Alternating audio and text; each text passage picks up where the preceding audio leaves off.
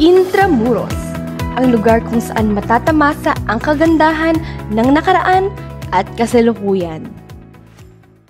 Ang napapadirang lungsod na ito ay isang santuaryo ng ilan sa pinakamahalagang gusali at istruktura na itineo noong panahon ng Kastila. Kabilang na dito ang makasaysayang Fort Santiago, isang lugar na saksi sa mahahalagang pangyayari sa kasaysayan ng Pilipinas. Sa loob ng mga malalalim na muog nito, naganap ang mga pangyayaring nagbigay hulma sa bansa, mula sa panahon ng Kastila hanggang sa panahon ng ikalawang digmaang pandaigdig at maging sa panahon ng kasalukuyan. Halina't maglakbay sa kahapon at balikan ang mga kwento ng tapang at pag-asa ng mga Pilipino sa harap ng mga hamon ng kasaysayan. Ano pa nga ba ang mas mabisang paraan upang maunawaan ang nakaraan kundi ang bumalik doon mismo?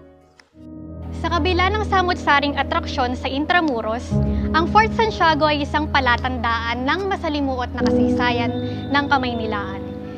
Sa ilalim ng pananakop ng mga Hapones, ang Fort Santiago ay nagsilbing kulungan ng mga sibilyan na walang awang pinarusahan sa maliliit na sulok ng piitan. Ayon kay Xiao Chua, isang historiador, mahigit 100,000 Pilipino ang namatay at malawakang pagkawasak sa mga gusali ng Kamaynilaan ang naganap noong 1945. Ito ay tinaguri ang Liberation of Manila o Battle of Manila. Ayon sa Intramuros Administration, nagsimula ang pagsasaayos nito noong 1951 sa pamumuno ng National Parks Development Committee. Sa loob ng Fort Santiago, matatagpuan ngayon ang puting krus na nagsisilbing huling hantungan ng mahigit 600 Pilipino at Amerikanong namatay dahil sa hirap at gutom matapos ang digmaan.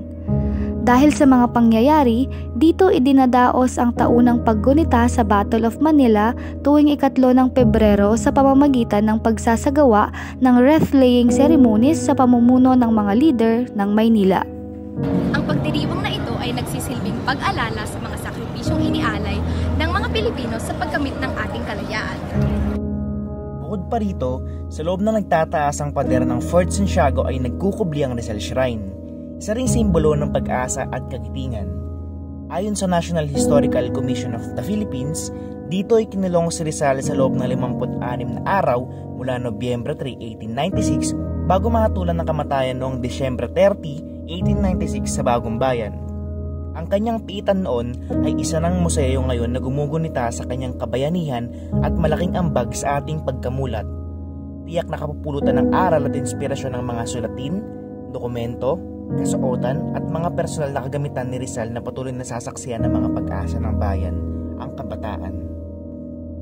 Sa ating pagbabalik tanaw, hindi lang kasaysayan ng Fort Santiago ang ating siniriwa, kundi ang kagitingan ng kapwa nating Pilipino na siyang nagsilbing pundasyon at haligi sa ating mga alaala at pakikibaka. Pwede kong ipakilala ang aking komunidad. Ako ay galing Santa Cruz.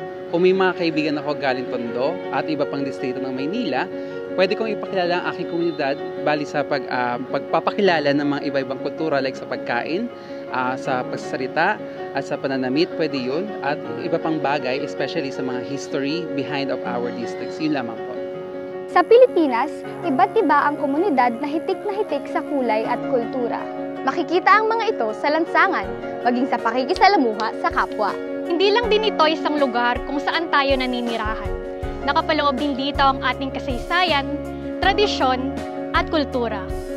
Sa pamamagitan ng pagpapalaganap ng kaalaman katulad ng paglalakad at pagtanaw sa mga nagtataasang pader ng Fort Santiago sa Intramuros, ay nakapagbibigay ng daan sa bawat kabataan na buksan ang kanilang puso at isipan sa kasaysayan at sa kung ano ang bumuo sa lugar na aming tinatayuan.